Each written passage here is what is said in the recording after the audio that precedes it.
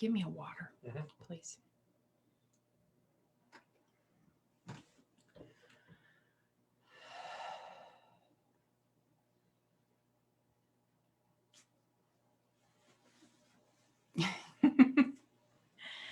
Hey guys, we're about to go live here in the group. I am Amanda Roberts and I will be sharing a lot about listings tonight. So this is going to be a really good informational training. Some of you may be watching the replay, so type in replay if you're watching the replay. If you are here for the first time or you're just now getting on, go ahead and let me know where you're from, city and state where you are watching from. I am not the greatest at keeping up with the comments. I will try. Can you get me a straw, please? Sorry, I am dictating to Dwayne. Get me a straw because I'm going to need water later. Hello, Carol and Nalita. Hopefully I said your name right. Hi, Tori. Nice for you guys to be on. Hi, Mary Beth. You're in Florida as well. So are we. We are in the Destin area. Thank you. Can you shut that door, please? All right. Nalita is from Florida as well. Sharon, can everybody hear me okay? I'm actually in Dwayne's office. My webcam in my office is not doing so hot. It's on its last legs. I will be getting a new one before next week. I am so excited to share this stuff with you guys. Oh my goodness. When I was putting together the PowerPoint presentation, it ended up, I couldn't put it all in there. It was just so much information. I'm like, oh my goodness, I cannot believe all of this information that I've gathered over the years, things that we've applied in our business. When Dwayne asked me to talk about listings, I was like, yeah, of course I can talk about listings. Hey, Melinda, as everybody comes in, if you could just type in the comments where you're from. I promise we're going to get started as soon as possible. I've got a lot of information to go over in a very short period of time. Don't worry about taking notes or anything. The replay is going to be in the group, so you can always watch it back and take notes. There's going to be a lot of links, a lot of free documents and things that I'm going to have to add back in here later. Lots of good information, good nuggets I'm going to be throwing out tonight. Things that I've learned over the years. Another agent from Florida, Melinda's from Gainesville. You girls know where it's at. We love our Florida beaches. All right, looks like we've got about 14 people on, actually 16 now. We're going to wait just a few more minutes and then I am going to jump right in here. I'm going to be throwing a lot at you tonight. A lot of good information, things, some of it you may have already heard before. Some of it may be new to you. A lot of these things are little minor tweaks to your business. Looks like my husband is chiming in under my account since I'm on his. So if you see comments from Amanda Roberts in the comment section, that is actually from my husband, Dwayne. So he kind of took me back with that one for a minute. Looks like we've got an angry face. Well, I'm sorry if we made somebody angry tonight, or maybe that was an accident. Hopefully we're going to make you real happy by the end of the call. If not, then it's not for you, and God bless you. Richard is joining us from Utah, Salt Lake City. We've been there before. We actually went and saw the downtown area in Salt Lake. That was a really beautiful place. All right, guys, I'm going to give it one more minute and we're going to get started. I actually have a really good presentation tonight. I've got a lot of information to throw at you. I'm going to be sharing my screen here in a minute. Looks like we got about 20 people on, so I'm just go ahead and jump right in. This is actually my first time sharing the screen. So Dwayne, if you I don't know if you can hear me in my office in there. If this is not sharing, please let me know. All right. Share screen. How does that look, guys? Can everybody see that? Type yes in the comments if you can see my screen, if you can see how to be the top listing agent in your market and crush 2021 on your screen. Dwayne says we're good. All righty then, I'm going to move on. I'm actually going to share with you guys tonight how I leveraged a $7 lead and turned it into multiple transactions totaling over $22,197 in commissions. I was thrilled when this happened. It was actually my very first multiple transaction from a lead that I got. This has been several years ago. We've actually been working leads since the very beginning of our business, back before Facebook was even a thing. But this lead came, we got this lead for $7 and I worked it. And I'll tell you a little bit more about that later. So as I'm listening to agents, the number one thing that I'm hearing is that they're having an inventory problem. If you're having an inventory problem, I want you to type in inventory or yes in the comments and let me know if that's also a problem in your area. I know that's not a problem in every city, but a lot of cities are having an inventory problem. There's more buyers than sellers. So here's a little thing when I wrote this today that came to mind. You will never be broke a day in your life if you continually solve problems for your clients. Your problems, your clients have several problems. Number one could be that there's no homes available. My stepson has been looking for a home in Middle Tennessee right now, and he was looking up to $300,000. This is a first-time home purchase, and he was having trouble. There was multiple offer situations. He kept losing properties. We told him to fire his agent because she was not submitting the offers correctly.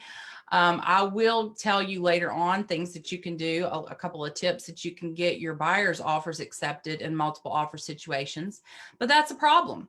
And that's problem number two, multiple offers. Now, problem number three is rising prices.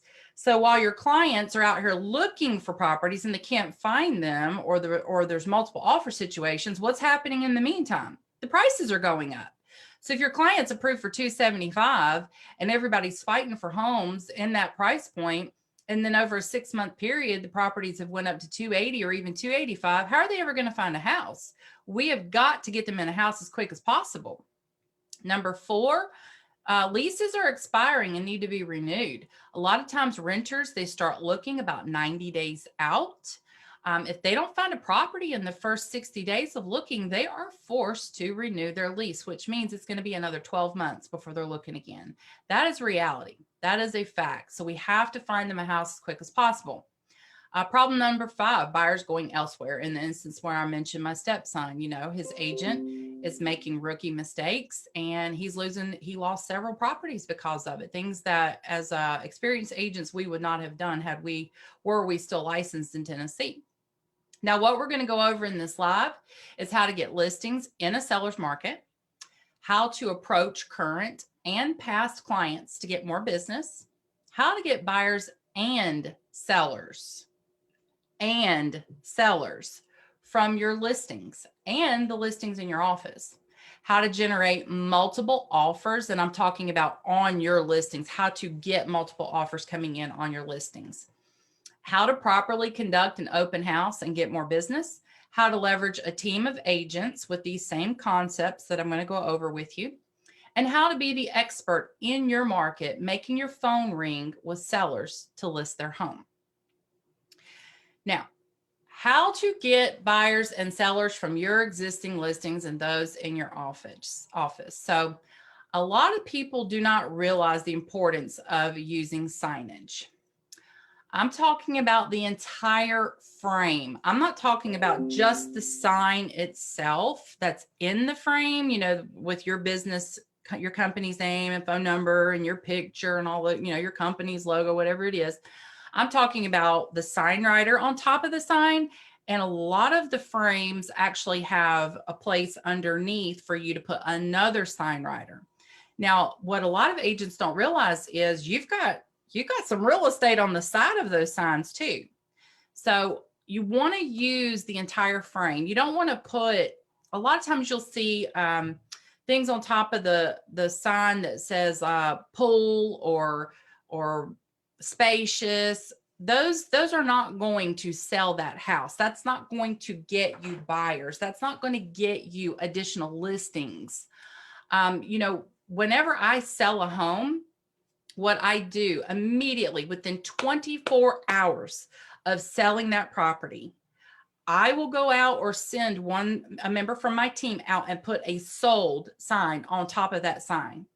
Now, do I care if a buyer drives by and sees that it says sold? No. What I'm trying to do, I'm not trying to attract a buyer in that instance. What I'm actually trying to do is attract another house in the neighborhood, another potential listing. Because here's what happens. When you list a property, you put the sign in the yard on Friday and you get an offer on Saturday and you're over there on Sunday and it says sold. Every single one of those neighbors driving down that street are going to go, wow, that sold fast. I mean, they just put the sign in the yard yesterday, right, Jim? And Jim's going to be like, I don't know. And if they were even thinking about selling their home, what do you think they're going to do? Most people are going to stop and grab a flyer out of your Take One box, which leads me to my next slide. Take One boxes. So do you really care if the buyers are taking the flyers or the sellers? Who do you want to take the flyers out of the Take One boxes? Are you actually using Take One boxes? Because let me tell you, Take One boxes are a huge, huge source of future business. I normally fill my Take One boxes up with as many sheets as it'll fit in there. I normally print 50 at a time. And you're like, oh my gosh, you just killed half a tree and all the ink and the expense, like yada, yada. I don't know if you've got a printer at home or if you're using the office printer, but paper's cheap and so is ink. So just print it. It's less than 10 cents a page. It's going to get you business. These flyers are going to be taken. The majority of them are going to be taken by nosy neighbors. They are going to walk, wonder how much Fred and Jane selling their house for. Well, they're not going to know because guess what? You're not putting the price on the property. Now, when you do sell it fast, and if you're in a seller's market, you will, then they're going to notice that. They're going to see who's this agent, what's their name, what's their phone number, in case they were thinking about listing in the future. Now, the flyer in the box, let's talk about that for a minute. So you've got both sides of the paper, and every printer these days will print double-sided. You can print on both sides. So if you have been only printing on the front of the page and not using that back page, you are leaving half of your billboard unused. Like if you were driving down the road and you saw a billboard of a real estate agent and they only had half their ad on the billboard, you'd be like, what's that about? So on the back side of that flyer, there's a couple of things you can do. You can put pictures of the inside of the house. That will possibly entice buyers to call you. That's a good way to generate a phone call from a buyer. But what I would implore you to do is to come up with a list of homes. Now, I would suggest putting the image of the home and a little brief description of the home underneath it, like 3-bedroom, 2-bath, 1,475 square feet, in Freeport or in Destin or wherever it is, maybe put the city and state. Don't put the price. Do not put the price. Never, ever, ever put the price. Now, this is going to cause some of you to do a little bit of extra work, but it's going to be worth it.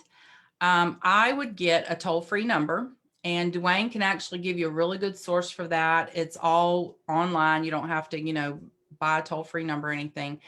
And what's going to happen with that is you're going to get a code. You can get codes that you can assign to properties. And so that's another thing you can use on the side of the signs is you can put this home's code is 1234, and then you can have a toll-free number and they can call to get information about the property. Now, they're not going to get a pre-recorded message about the property. When they call that toll-free number, it needs to be automatically transferred to you or a member of your team. And you're going to answer the phone. Hi, this is Melissa with eXp Realty. I noticed that you called in about one of our properties. Which property number is that? Oh, that's property 1234. Okay, great. Let me look that up for you and give you the information on that. You know, person's pretending like looking it up. Okay. And while I'm looking that up, can I get your name and number just in case we get disconnected? Okay, great. They get the name and phone number. All right, yes, that property is still available. What can I tell you about it? And then you tell the person who answered the phone at your office tells the potential buyer what what they need to know about the property. But before they hang up the phone, we would love to send you additional homes just like this. And I'd also like to send you a list of what's currently available. What's a good email address? So now you've captured the email address. There is a buyer on the loose driving around subdivisions in a subdivision where you have a listing. So it's a pretty good chance they're looking in your price point in the homes that you sell. Now you've got their name, phone number, and email address. Somebody's getting a phone call. And so you need to be that one to take them out of the market and be their buyer's agent. And so that's a really good use of the back of the flyer, putting other homes with those codes. Now, they don't have to be your listings. They can be other listings in the office. You can talk to the other agents in your office and say, hey, I'm doing something really neat where, I might be able to generate some business for you quicker, get you a buyer, get your listing sold quicker. I'm just going to, if it's all right with you, I'm just put them on the back of my flyers that I put in my take one boxes. That way, if they don't like the property that I've got listed or it's out of their price point, maybe they'll like one of yours. What agent would say no to that? I mean, really, what agent would say no to that? And if they do, don't deal with that agent. All right, just listed to the neighbors. This is actually a very underutilized method that will get you listings. Every single listing that you take, you really, really, really need to be sending out a postcard or a letter to the neighbors in that neighborhood, letting them know 123 Main Street was just sold. This is what it's listed for. This is the square footage. If you've been thinking about selling, or if you're looking at buying, maybe you're interested in buying this property and selling yours, here's my information. It's a very good, very, very good source of lead. It's a lead source. And a lot of people like to do business with people that other people are doing business with. It's called approval of others. It's a very, very good sales tactic. And if anybody's commenting, I really hope Dwayne's keeping up with that, because I can't even see the comments right now. I apologize, but I'm sure he's in there keeping up with it. Just sold postcards or letters to the neighbors. So if you've sent out the just listed and now you're sending out a just sold, if they were already thinking about calling you, now you just push them over. And so even if you just got one listing from all of that, I mean, we're talking $10,000 to $20,000 commission, depending on what your price point is in your area. And so I think that's worth a little bit of postage and a little bit of effort to send those out. I mean, most of you probably know how to go into your MLS and get the surrounding areas. Most MLSs or tax records give you that option. If not, I'm sure your broker or someone in your office who's been in the business longer may know how to show you how to do that. All right, moving on. Just listed and sold in Facebook group. This is so easy. So easy to do. Now, there's lots of places that you can do this. You can do this in just a standard community group. This is a great way of getting your brand out there without selling anything, because, a lot of Facebook groups, they do not want self-promotion. They don't want you selling anything. And so when you go in and you share a picture of the house you just sold, and you share a brief little story. Now, people like stories. They don't want to hear, I just sold this 1,450 square foot house for $299.9 and blah, blah, blah in 15 days or whatever that part of the story is. Now, they don't want that kind of stuff. They want to hear about how you helped a young couple stop renting and stop throwing money away on rent. And now they can have a fenced backyard for their puppy and start their family, and something that they've been dreaming of doing. They want to hear the story. And so if you do it that way, a lot of times the admins of the group will leave it. especially if you don't put a link to anything, because people can always click on your name and message you if they're interested in buying or selling real estate. So this is a great source. I do not want to overlook the fact that we should have happy home buying groups of our own that we are adding people to in our community. And I'll go over that a little bit more later. But if you're constantly posting in that group that you've helped somebody buy a house or you've helped somebody sell a house, and every single time you do that, you take a picture of the client standing in front of the house or at the closing table with a sold sign, and you post that in your happy home buying group, and you explain, you know, the story behind how you helped this family, how they went from, you know, an older couple went from 2 stories to 1 level, and now their knees and backs aren't going to be hurting anymore, and they're not going to be cleaning as much. Or you took this family from a 2-bedroom, 1-bath house that had 4 kids, and you got them a 4-bedroom, 3-bath house. I mean, whatever the story is, share that with the picture. And eventually people are going to start seeing you sharing these stories over and over with different situations, different people, different houses, different days. And they're going to be like, oh my gosh, this person is like, this is a really popular agent, and they really know what they're doing. They're helping a lot of people. And so they're going to be attracted to you because of that. And so I'll go over that a little bit more. Just listed and sold to your existing database. So many people get that commission check for when they sell a property or they put a buyer in a home. And then they're like, I'm so glad that is over. That was so stressful. Like, oh my gosh, that inspection. Oh, I don't ever want to see or talk to this person ever again. I mean, let's be honest. As real estate agents, our job is stressful. We sometimes do not want to see or talk to that client again.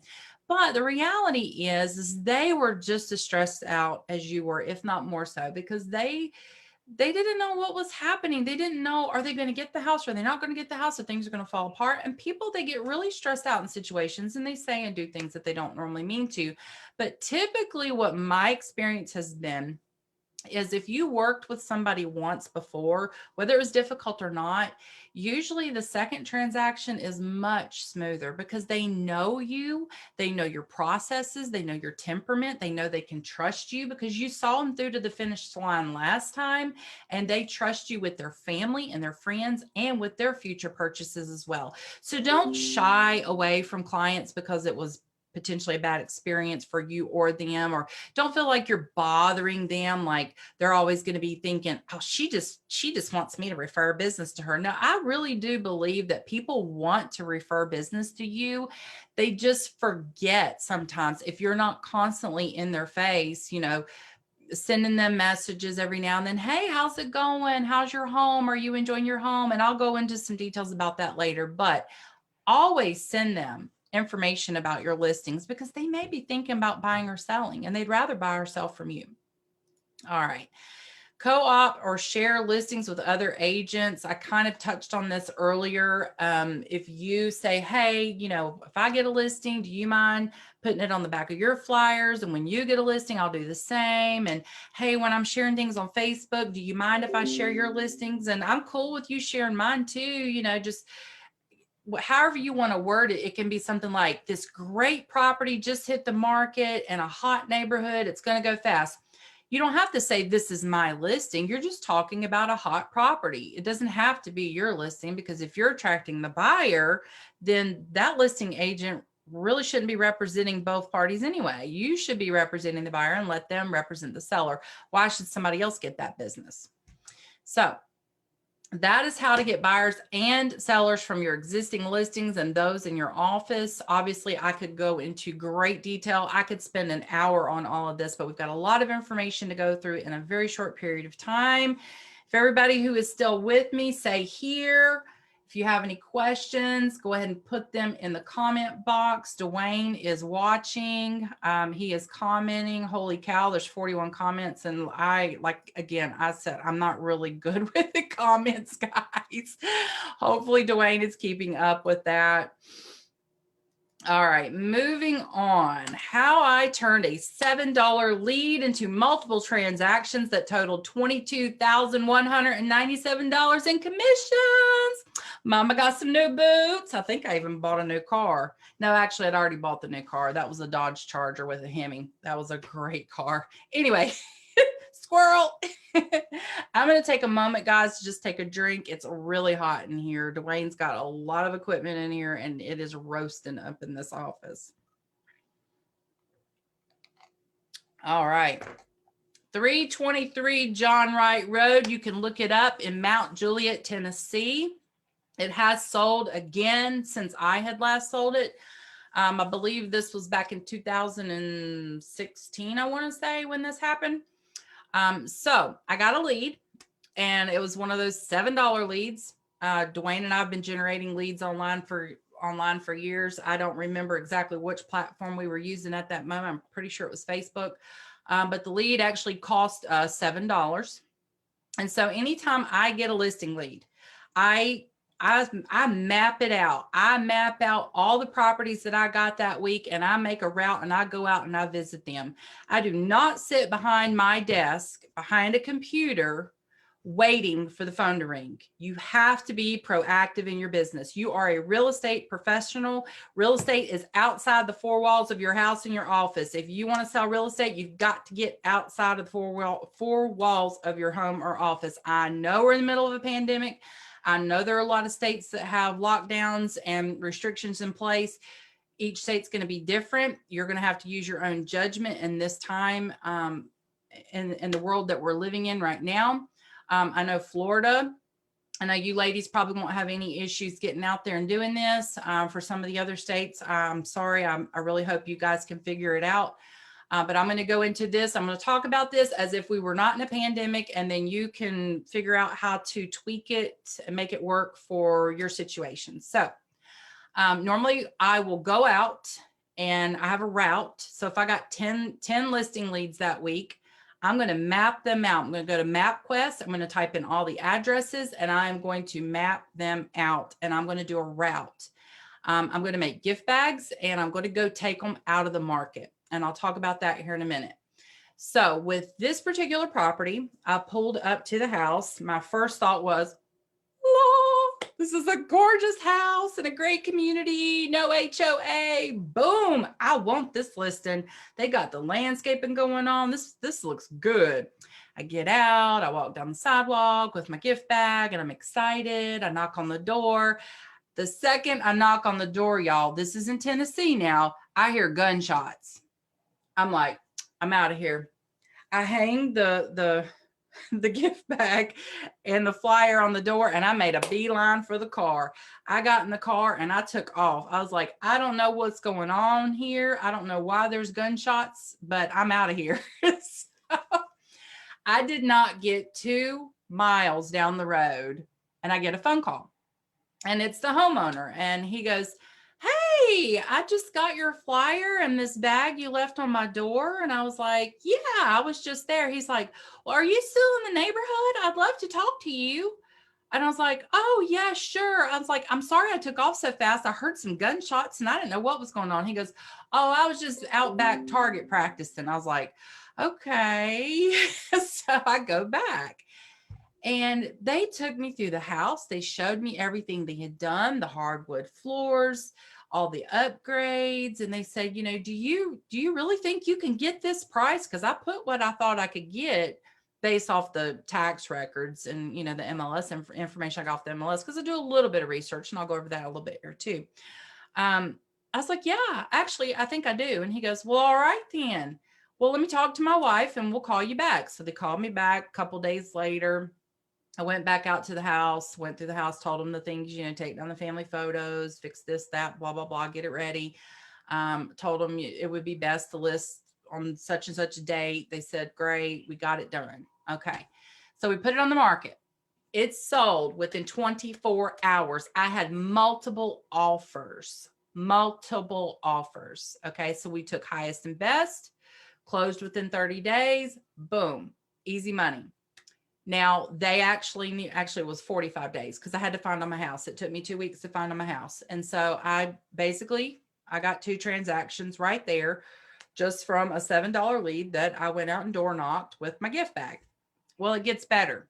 So you can see here, 291 John Wright Road, the next door neighbor, literally the house next door. Now this house was about, I think it was at least 500 square feet smaller, if not smaller. I want to say it was in the 1600 range, and the other house was like 2,500 square feet. 6 months went by and we listed it, and it sold for 10,000 more than the other house because the market had exploded. So guys, a $7 lead made me $22,197. Now, you may be wondering exactly what it is that I say and do when I door knock. This is how you take a lead out of the market.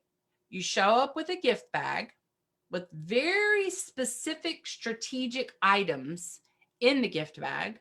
It doesn't matter what the gift bag looks like. I'll be honest with you. I go to the Dollar Tree and I get them 3 for $1. My company colors are red and black, so I typically get the red bags. You can do the same thing if you want. They have white ones. So if they don't have your company colors, you can just grab white ones. You can print little logos if you want and put them on them. I didn't do all that. I just did just a regular old bag with a little bit of tissue paper in it. Now, this next part is very, very important. Now, most of you probably have a name tag. I would hope so. You are a professional real estate agent. You need a name tag. If you do not have a name tag, get one.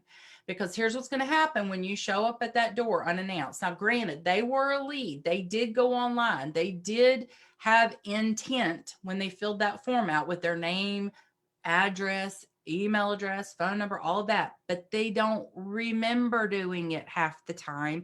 And they definitely did not realize that when they did that, it was going to lead to you showing up at their front door. But it's okay. It's cool because 95% of the time, it's wonderful. The other 5% of the time, there's either a really big dog and you're just like, it's not worth it. You leave. Or occasionally they'll get rude. It's very, very rare. So having the name tag when you show up, here's what's going to happen. You've got the name tag on, right? You've got the gift bag in your hand. They're opening the door. It's Saturday between 10 and 2. This is the only time I go. Saturday between 10 and 2. I make my route. I knock on the door. They answer. They don't know who I am. They don't know why I'm there. They probably think I'm there to sell them a vacuum, but I'm not. They see this gift bag in their hand, and the first thing that goes to their mind is that for me? Then they look at your name tag. Who is this? Who are they with? Then they look at your face. Then they look at the gift bag. Then they look back at the name tag. Then they look back at your face. All of this happens in a 30-second loop. About a 30-second loop. You got 30 seconds to tell them who you are and why you're there. And what I say is, hi, my name is Amanda Roberts. I'm with eXp Realty. You went online looking to find out what your home was worth. You filled out a form on my website, and here I am. I'm here. I've got your information for you. And then you start going over the flyer. I've got this flyer here, and I've printed it all out for you. This is specifically about your home. And they're all of a sudden looking at the flyer. How much is my home worth? It's still in the back of their mind. What's this gift bag in her hand? So there's a process. Okay, what's in the bag? A special treat. I'm not talking about some cheap cookies from the Dollar Tree. Okay, you can get the bag from the Dollar Tree, but the treat, it better be special. It better be something unique that they can't just get anywhere. And so what I would recommend, there is a really cool website. I think it's goldbelly.com. I could put that link in the comments later. And you can go and get these little mini loaves, these little mini bundt cakes. They have many different flavors, chocolate, vanilla, lemon.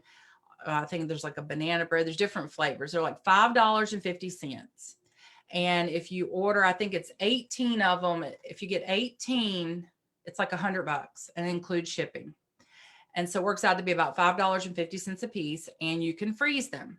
Now, you really want something unique because later on, after you've left and they're eating it, and maybe their husband or the wife wasn't there when you showed up, but now it's on the counter. Well, what's this? Where'd this come from? Who brought this by the house, Margaret? Some realtor. What? and then they start asking questions, because who brings sweet treats like this for no reason, right? And so trust me, it's worth it. It is worth the expense. I've had people reach out to me after the fact and say, where did you get those? I really enjoyed that. And so it's an expense worth taking. Now, the refrigerator magnet, this is your Trojan horse. Pay very close attention. Now, again, this is a link I can provide in the comments. If you want to know about the grocery list, where to get that, type in grocery list or magnet in the comments so I know to get you that link. This is your Trojan horse. Nothing else in the bag matters as much as this. And here's why. People will throw your business card away. They'll throw the flyer away. They'll throw the bag away. They're going to eat the cake and it's going to be gone. But the one thing that remains, the one thing is this grocery list refrigerator magnet. They don't give a hoot that it's a magnet. They don't care that it's got your business card on it. What they care about is it's a grocery list, because people love being able to jot things down real quick. And when they see that, their immediate reaction is to put it on the fridge. You do not know how many listing appointments that I've ran, and I'm sitting at the kitchen table, and when they're not looking, I look over to the fridge, and guess what's on the fridge? My refrigerator magnet. They don't throw it away. They just can't. For some reason, they do not throw it away. I've never, ever, ever ran a listing appointment that I had not previously door knocked and my refrigerator magnet was on the fridge. I kid you not. Those are about $1 a piece. They used to be 50 cents a piece, but they're about $1 a piece now. Well worth the expense. A customized flyer, like I said before, this is something that if you guys want my template, just let me know. Just say type flyer in the comments, and I will make sure you get this flyer. What this does is it's basically, I've got their pertinent information on there. I've got their name, their address. I went and grabbed a picture of their house, either an old picture off the MLS, or I went to Google and grabbed, like a road shot of it. Bottom left, you're going to put your information. And then where I've got it highlighted, I put how much I think the house could be worth, up to a certain amount. And then I put price per square footage in their area. I grabbed the square footage off the MLS or the tax records about their house. Again, I reiterate the purchase price, what I think somebody, what we could list it for. And I don't buy listings like that. I don't say, if I think it's worth $375, I don't put 400,000. There's a reason behind that. People who buy listings typically run into problems later on, and it doesn't work out. I've just seen it happen time and time again. I'm one of those agents. I've never bought a listing. I never say a house is worth more than I think it's worth. That one particular house, I told him I thought I could sell it for $250. I actually sold it for $260, but that was a multiple offer situation, and the person who bought it went over list price. So, in situations like that, you can't help it. But if you want a copy of that flyer, just type in the comments flyer, and I'll make sure you get a copy of it. And then all you've got to do is just go in and just take my picture out and put your picture in, and my information, put your information, and then save it. And then every time you get a house, just go in and just take out, the address and the price from the previous one and the image, and just pop in a new one, boom, print it, move on to your next one. It takes like no more than 5 minutes, and it's very personal. It's very customized, and it will get you phone calls.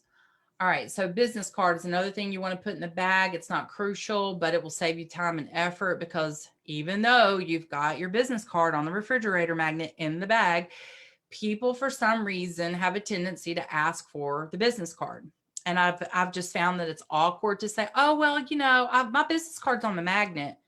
All of a sudden it drew attention to the fact that, wait a minute, you put your business card on the magnet, or I have to run back to the car and get a business card. So just put them in the bag. Business cards don't cost that much. So you're saying, you might be watching this and you may be thinking, well, I don't have any listings to leverage, Amanda.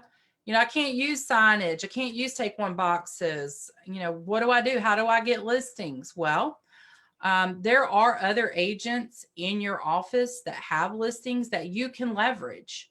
All you have to do is get their permission. And so here's a list of people that I recommend that you ask. You can ask your broker. You can ask team leaders. You can ask other agents in your office.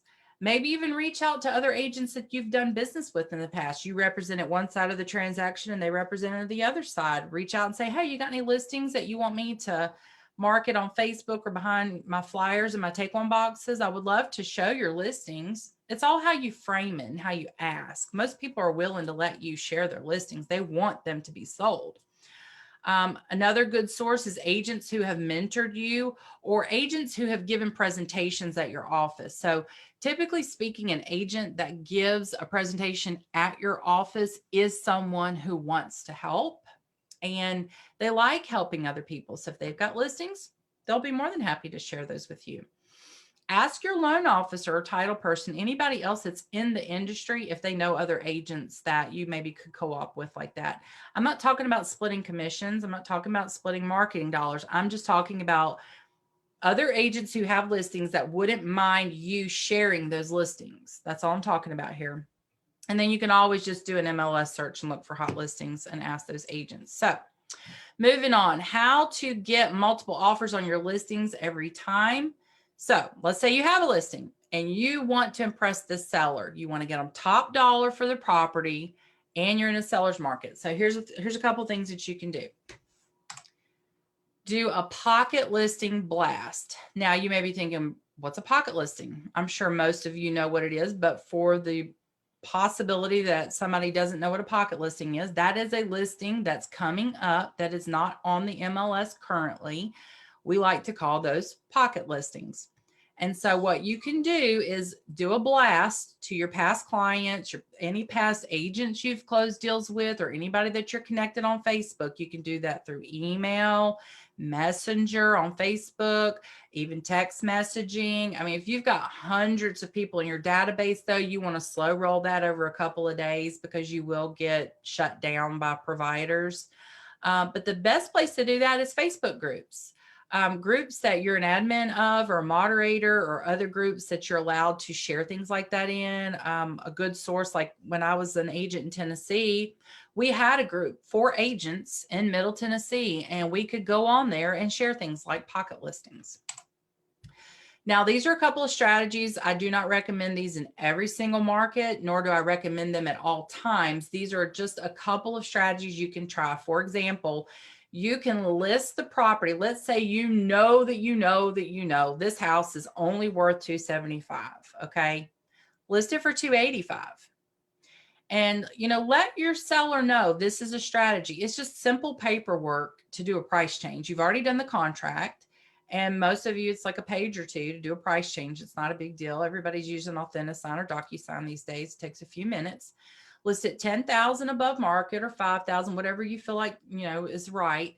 And knowing for a fact, you're not going to get a bite on it, or maybe you do. Hey, great, move on with it. But if you're doing it intentionally to do a price drop, so it's like you're marking it up to mark it down. And the reason you do this is, I don't know if your hot sheets are like this or if you call it hot sheets, but basically the way it worked in our MLS is that when you have a property for sale and you do a price drop or price change, I should say, of $1,000 or more, it goes back onto the hot sheet. What do I mean by hot sheet? So if you've got clients that are set up in your automated emails, like you've set up searches for your clients that, if a property shows up in this zip code for $250 or less, is 3 bedrooms or 2 baths or more, and it's 1,500 or more square feet, email this client those homes. Well, there are tons of agents out there who have set these up, okay, for their clients. And so when yours goes back on that hot sheet and now it says price change, $10,000, all of a sudden they're like, oh, we got to go look at this. They're trying to move it. It's just a strategy. Another option, now this one's a little bit trickier, is to list 10,000 below market Or say, for example, you know the house is worth 260, but 250 seems to be a common threshold. You know how people say looking up to 250 or up to 300, whatever that common threshold in your market is. But you know you want to get 260, just go ahead and list it for 249.9. Let your seller know this is a strategy. You do not have to accept offers at 249.9. And the chances are, if you're in a seller's market, it's not going to go for that anyway. It's going to go for 10 to 20,000 or more. You're going to get a lot of people coming in to look at this house. Just let your seller know, especially if they got kids or dogs. Hey, listen, you're not going to be home for 24 hours. You might as well go get a hotel room, because these people are going to be coming in your house constantly back to back with their agents. So that's another strategy. This is a good strategy that's worked. It just depends on the property. If you're in an average market where your price point's like 250 to 300, and this is a $500,000 listing, it's probably not going to work. But if it's in that 250 to 300 range, and that's the hot range, then it will work. Hold an open house the same day you list, put it on the MLS that all offers to be looked at after open house. This will push people to the open house, and it'll also generate multiple offers for your client. Now, a lot of people say open houses are a waste of time. No, they're not. No, they're not. Now, I used to be that person. I'm not going to lie. My first 5 years in business, I refused to do an open house. I said they were a waste of time, but I'm going to tell you why they're not. I have gotten so much business from open houses over the years. I never sold the house that day. Was never sold that day to anybody who came to the open house. Never happens. Well, it didn't happen for me. I'm not saying it never happens. I'm sure there are people out there who've sold their sold their listings at an open house. Never happened for me though. What is the number one goal of an open house? For you as the agent, what's the number one goal? To get leads. Now, you think it's to sell the house, but you're really there to get leads. And if you know that going into it, it's not a waste of time. If you happen to sell the house at the same time, yay, it's a win-win, but that very rarely happens. So how should an open house be run? Well, you want lots of signage on every corner and on every main road.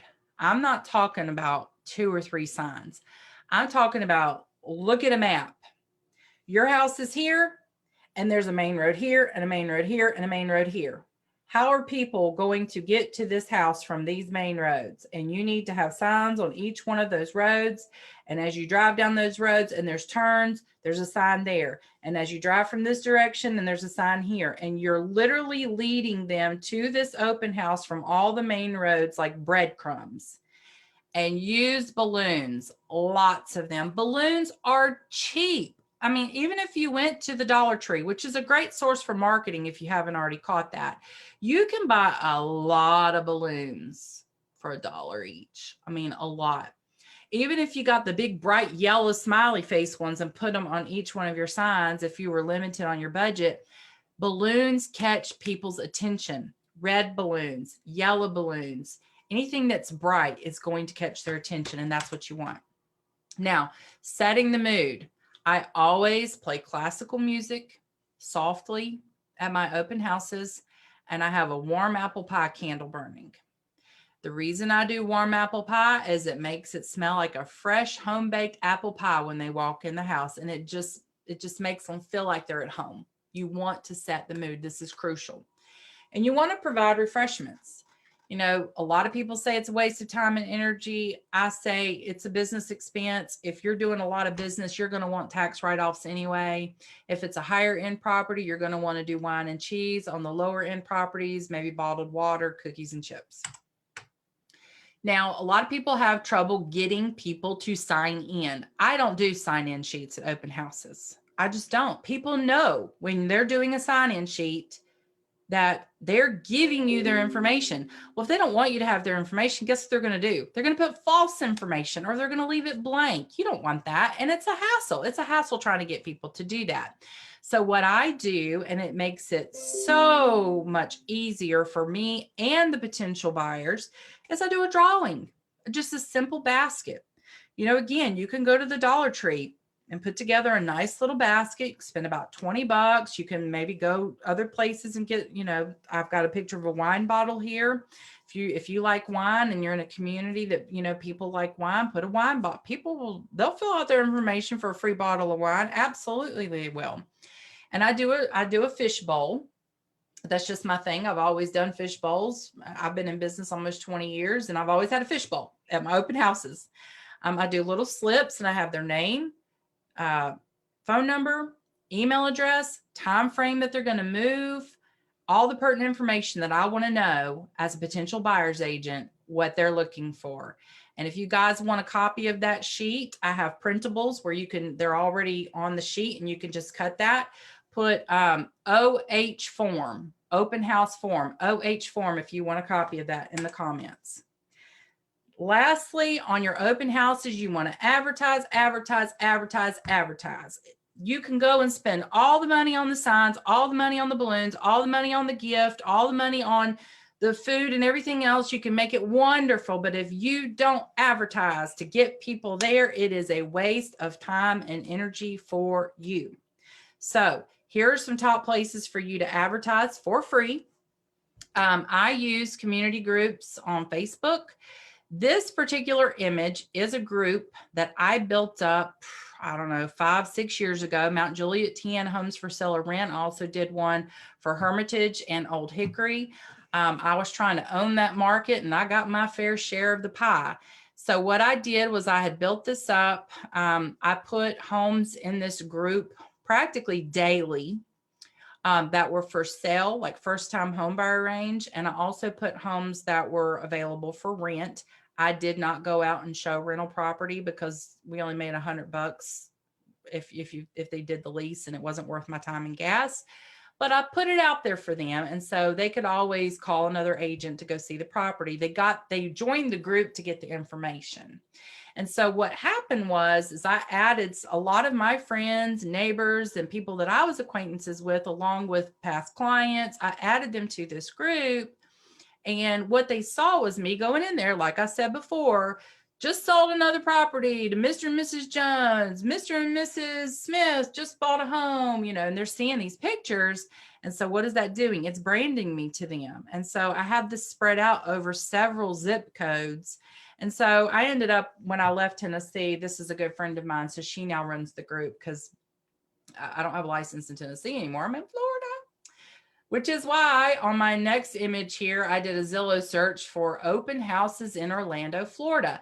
I don't know if you guys know this or not, but a lot of the big sites that the consumer goes to, I know as agents, we don't like those words. Zillow's a cuss word. I know, but they are a good tool for us as well, because the consumer is going there typing in open houses, because where else are they going to go? If they don't have a buyer's agent, how else are they going to find out about open houses for that weekend? And so you just got to go in there and make sure. A lot of times the MLS will syndicate when you click. A lot of your MLSs are going to be set up similar to ours, where you can just go in there and click open house, put in the date and the time. And as long as you do it, several days in advance, it will syndicate with these other sites. But I always go back and make sure, because there is occasional time that it doesn't. And so I manually put it in to Zillow and some of the other sites. So those are a couple of good sources right there. And don't just do it once. Don't go in your Facebook groups and post it on Wednesday. Open house this Saturday. Blow it up every single day. When you get to the open house, go live in the groups and say, hey, I'm over here at 234 Stony Road doing an open house today. Go around and show the refreshments, show the house, do a tour. I'd love for you guys to come over and say hi to me. We're doing a drawing. We've got wine and cheese. It's a great day to look at property. Love to see you. Facebook Live it. In every one of those groups, you're going to get a lot of traffic that way. All righty, moving on. And do not forget to inform your past clients of any open houses you're conducting. Sometimes they'll just swing by and talk shop with you. They like to get the free stuff. You never know. It could lead to new business. They may be looking for themselves or family.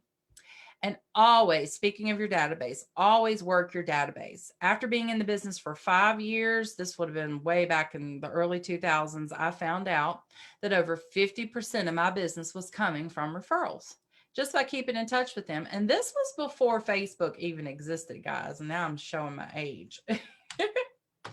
Ways to work your database. I'm going to go through this real quickly. Monthly newsletters, those are self-explanatory. You can always Google to get templates for that. You can email them or mail them. Annual CMAs on their home buying anniversary date. Do a comparative market analysis for your clients. If you sold them a property every single year on their property anniversary date, do a CMA, do a comparative market analysis for their home. People do not realize how much their property has appreciated. The house that I'm living in now, I've been here a year and a half. When we purchased this home for $308 a year and a half ago. It is now worth $360.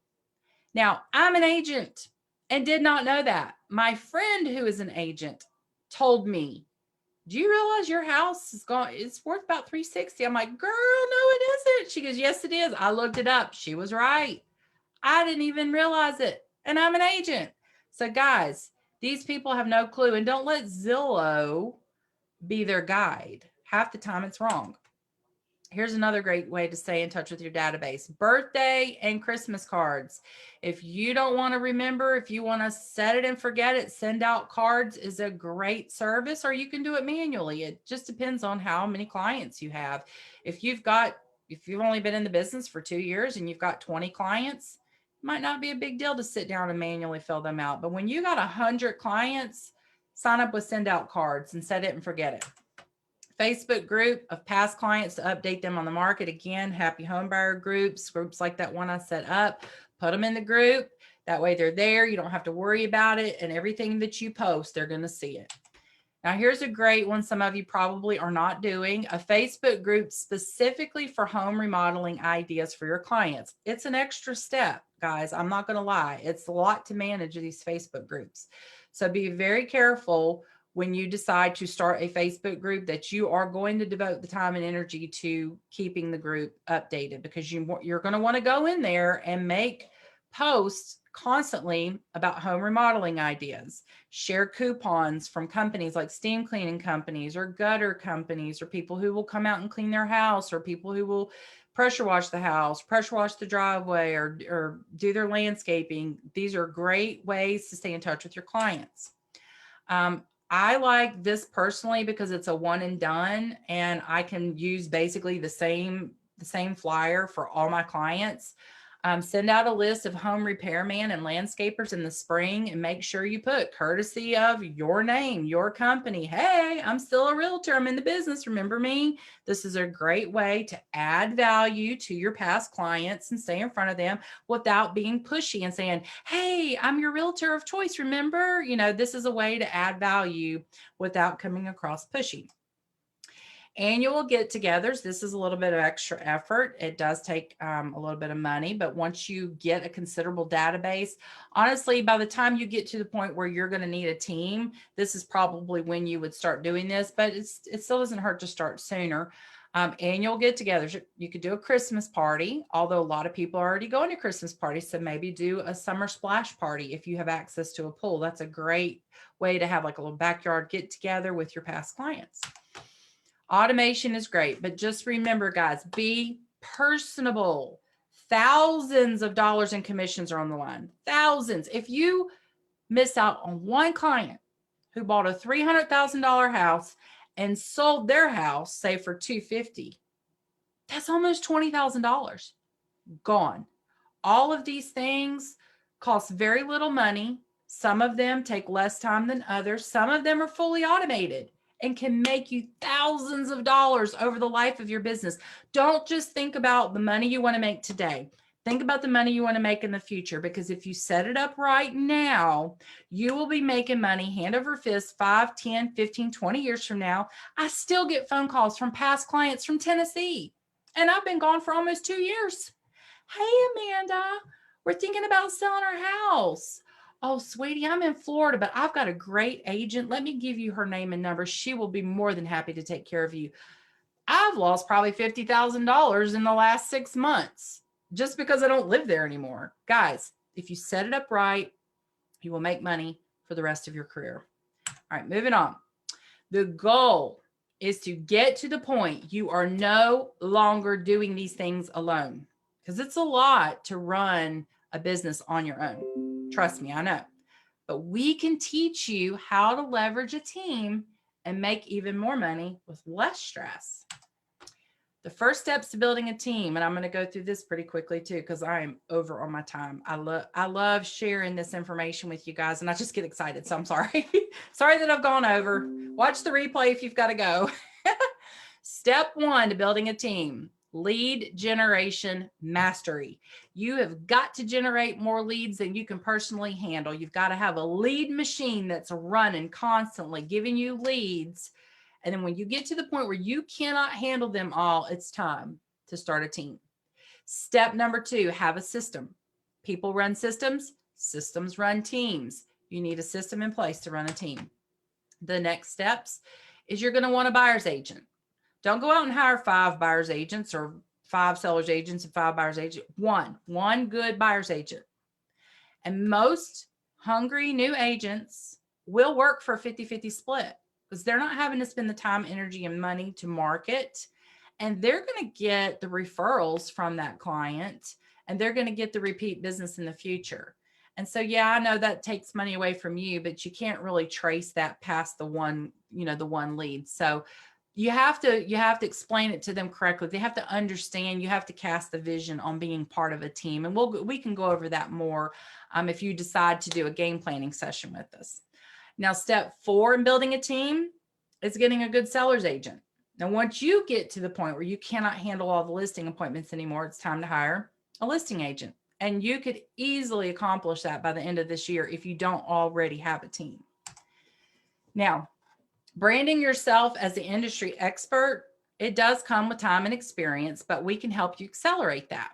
And once you've branded yourself as the industry expert, you're going to get more business than you know what to do with. There are lots of ways to brand yourself, but in my honest opinion, nothing works better than excellent customer service. You treat your clients right, you stay in touch with them, and you will build a large database of repeat business for years to come. Now, the next steps are up to you. Taking your business to the next level is as simple as scheduling a 15-minute game planning session phone call with us. You will be matched with one of us here at Marketing and Conversion, and this is actually a free call to help you, and we're not going to sell you anything. Now, what can you expect on the 15-minute call? We're going to ask you some questions about your business. We're going to dig in a little and find out what's holding you back from going to that next level. If you're an agent that's only closing 2 deals a month and you want to close 5 to 6, we're going to try to figure out what's going on with you there. What's your market like? What's worked for you in the past? What's not working? And then we're going to strategize with you. We're going to come up with the next steps. We're going to come up with a game plan to help you get to the next level.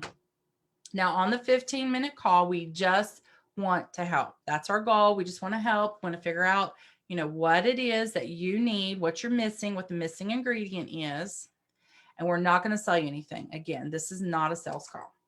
So if you're ready to take your business to the next level, go ahead and type the word increase in the comments. That is going to trigger a member of our team to reach out to you with a link so you can schedule a 15-minute game planning session call with Dwayne or myself. You actually get to choose. So if you prefer the female version, that's me, or you can talk with Dwayne. Dwayne's a wealth of information, as I'm sure you all know at this point, but we both can help you strategize and figure out what it's going to take to get to the next level. Now, before I go, I want to leave you with a few more nuggets. I want to teach you how to get more listings organically. You can always pay for leads. We've got great ads that we've proven over the years that work. Our agents are getting leads very inexpensively, but there are ways to get listings for free, guys. It just takes a little bit more time and it's a little bit more of a slower roll. But here's a couple of ideas, things that have worked for me over the years. It may not work in your market. Your expireds and withdrawals may be dried up. People may have already worked them. But there are sellers out there who have expired. They wanted to sell, but for some reason they didn't. You know, maybe their house was overpriced. Maybe the home needed repairs. Maybe they were just difficult. Who knows? But it expired and it hasn't been relisted. You can do the exact same thing that I did earlier when I explained to you earlier about door knocking. You can do the exact same thing with expireds and withdrawals, guys. Withdrawals are a little bit different than expireds. Withdrawals are people who had it listed, took it off the market, something came up. Either A, the house they wanted to buy sold, or they lost their job, somebody died, they had an emergency come up, something major changed, and they had to withdraw it. And so those are a couple of good ways to generate business. I've used expireds and withdrawals and got a lot of business from that over the years. Additional lead source are renters and rentals. Apartment complexes are great lead sources for potential buyers. Every month, tenants are moving in and out, and quite a few of them are buying a home or would buy a home if they understood the home buying process. So it's your job as a professional to explain that to them. Rentals. Now, a lot of times people assume that somebody is renting a home because they want rental property. They want to be a landlord, and that's just not true. A lot of times people rent their home because they have no other choice. They tried to sell it and they couldn't, and they had to rent it so they could cover the mortgage. Maybe they had a job transfer. Maybe there was a divorce. Maybe there was a death. There's some reason they're renting it and they really don't want to rent it anymore. And so if you go back on your MLS and you look at property that will say, you know, that we're in January. So let's say you go back and look at property that went up for rental in your MLS, say last March. Well, if they rented it in March, it's a pretty good chance that those leases are coming up the end of February. So you can go to the tax record and find out who owns that property and send them a letter or a postcard. Or if you're lucky enough to find them on Facebook or phone number, reach out to them and say, hey, you know, that property over at 392 Main Street, I saw that you had it rented. You rented it out last March. I'm assuming that the tenant their lease will come up the end of February. Are you planning on renting that again, or would you like to just sell that outright? I would love to give you a potential sales price on that. I can look that up for you and let you know how much you can sell it for. A lot of the times, like more than 50% of the time, they're going to say, yeah, I've been thinking about selling that property. How much you think I can sell it for? Boom. There's your listing. And then you take everything else I showed you at the beginning of this and apply that to that listing and leverage the heck out of it to get more business. That isn't going to cost you a penny. So guys, if you would like to get on a 15-minute game planning session call with Dwayne or myself, type increase in the comments. You can even do that after the replay. A member of our team will reach out to you, may even be Dwayne or myself, and give you the link to the schedule to get on a 15-minute call with us so we can dig down into your business, find out what it is that's missing, that's keeping you from going to the next level. And we're going to strategize and come up with a game planning session to help you crush 2021 and take your business to the next level.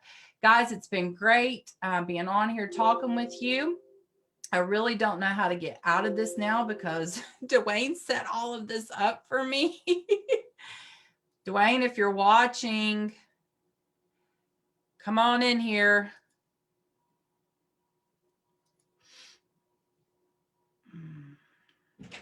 I think actually I have hit something. Hit stop share. All right, guys. Well, I figured out what button to press. Hey, you don't have to be a techie to be a successful real estate agent. I have just proved that, guys. Have a great evening. And it's been great sharing these tips and tricks with you. God bless.